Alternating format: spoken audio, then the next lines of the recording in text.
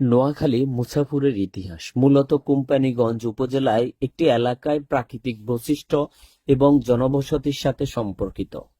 মুছাপুর, যা বর্তমানে একটি ইউনিয়ন, বঙ্গোপসাগরের এবং ছোট ফেনী নদীর মোহনায় অবস্থিত একটি স্থান। এর ইতিহাস প্রধানত প্রাকৃতিক সৌন্দর্য, যেমন মুছাপুর ক্লোজার এবং ছোট ফেনী নদীর উপরে ভিত্তি করে গড়ে ওঠে।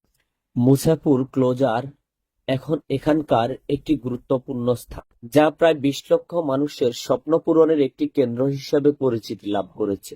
মুছাপুর একটি জনপ্রিয় পর্যটন কেন্দ্র হিসেবে পরিচিতি লাভ করেছে, যা পর্যটকদের আকর্ষণ করে। প্রতিদিন হাজার হাজার মানুষ এই পর্যটন কেন্দ্রে দেখতে ভিড় করেছে।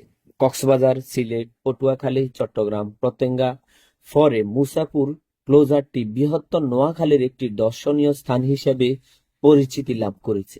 সাম্প্রতিক সময়ে ২০২৪ সালের আগস্ট মাসে মুছাপুরের সুইচ গেট বন্যার পানির তীব্র চাপে ভেঙে গিয়েছিল।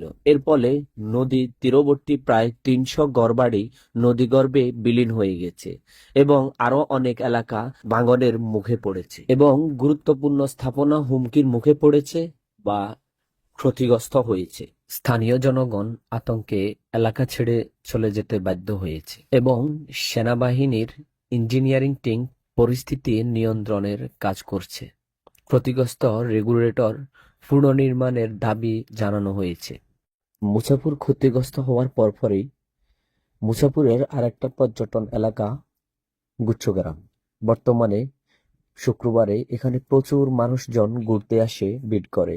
এই মুছাপুর নিয়ে সংক্ষিপ্ত ভিডিও আপনাদের সাথে তুলে ধরলাম। ইনশাল্লাহ দেখা হবে আগামী ভিডিওতে।